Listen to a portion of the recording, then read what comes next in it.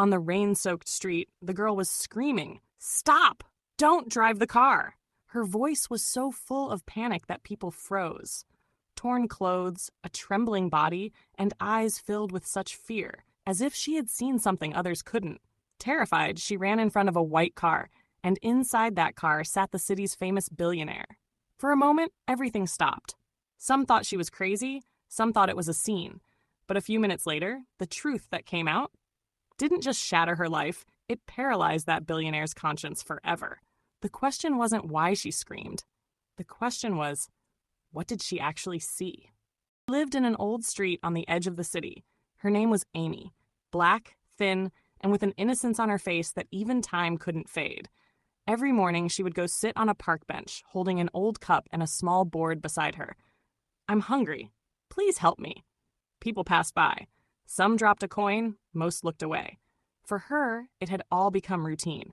But within that routine was a silent pain of a world that saw her, but never really considered her human. Amy once worked at a school, telling stories to children, but because of a false accusation and the color of her skin, she lost her job and her home.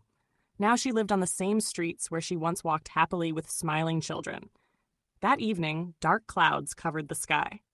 When the rain began, everyone ran away. But Amy stayed there, as if waiting for some unseen storm. She saw a white car approaching. Inside sat a man, expensive suit, strong face, and on the seat beside him, his wife was laughing. Suddenly, panic rose in Amy's heart. She stood up, the cup fell to the ground, and the next moment, she ran into the middle of the street. No one knew that in just a few seconds she would scream, a scream that would change everything. The car's tires screeched to a stop in the rain. Amy was screaming, "Stop! Don't drive the car!" Her voice echoed through the narrow, wet street, but the car's window slowly rolled down, and a cold voice came from inside. "Get out of the way, crazy woman!" Daniel Hendricks, the richest businessman in the city, had never been shouted at like that before. His wife, Maria, nervously grabbed his arm. "Let's go, don't look at her. She's just one of those crazy beggars." But Amy didn't move. She stood in the middle of the road, drenched, her trembling hands pointing toward the car. "You don't understand. There's someone under the car." People started gathering around. Some laughed, some took out their phones to record. Irritation spread across Daniel's face. "I'm calling the police," he said. But before he could, Amy fell to her knees, reached under the car, and pulled out a small hand. A little black-skinned child's hand, buried in the mud, unconscious. The crowd's laughter froze.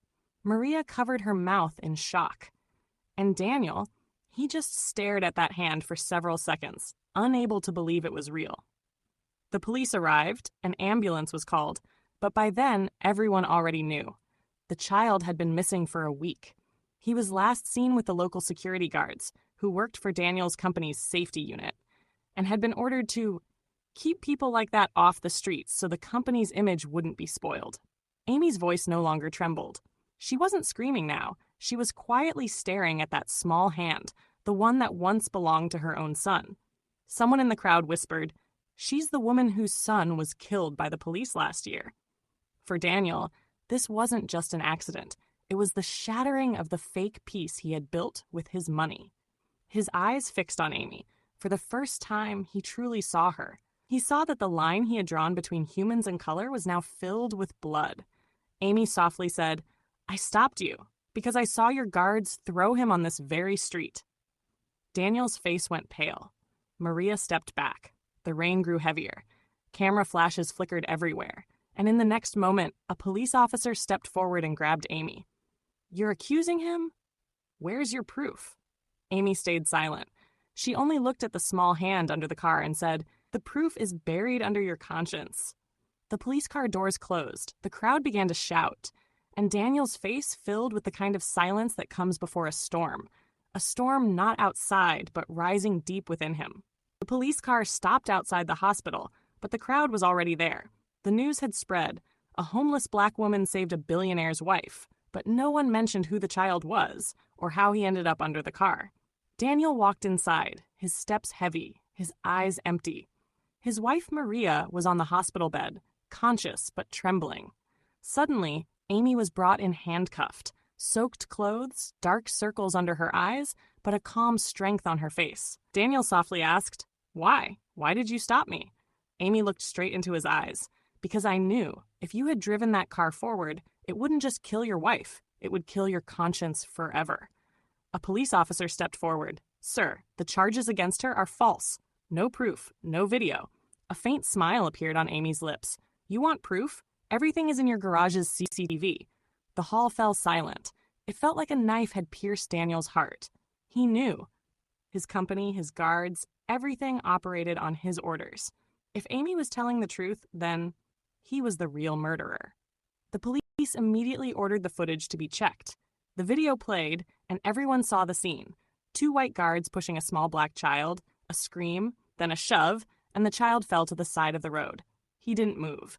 Then a voice said, "Daniel's car is coming. Clear the street." The hall erupted in noise.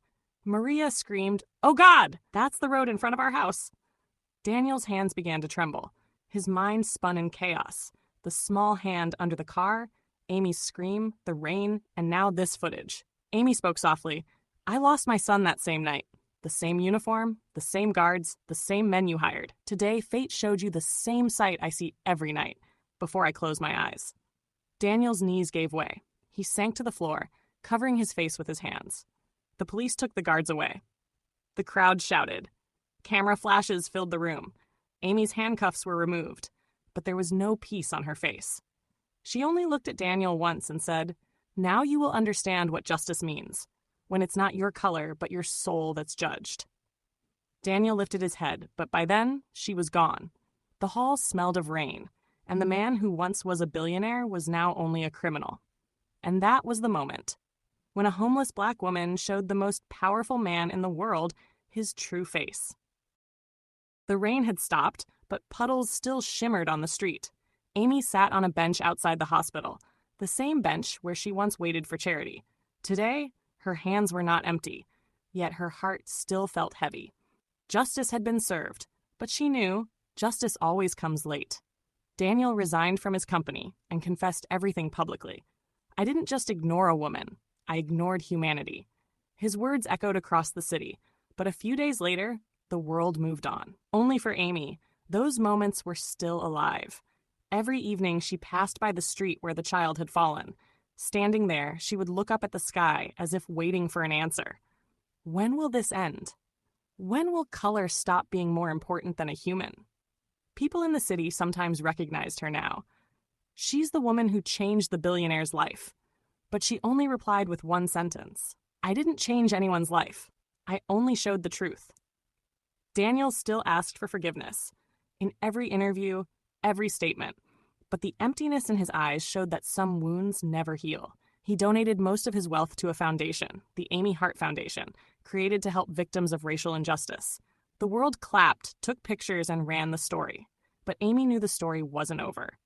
Tomorrow, on another street, with another skin color, another scream would rise. Stop. Don't do this injustice. And maybe again, no one would stop. This story wasn't just about one woman. It was about the millions forgotten because of color, race, or poverty. Those who still struggle to prove their existence. Amy's eyes stayed fixed on the sky. A drop of rain fell on her face, like a seal on some unknown promise. She whispered softly, "I may be homeless, but not without a conscience." And that moment became a memory that sometimes the poorest person has the richest heart in the world.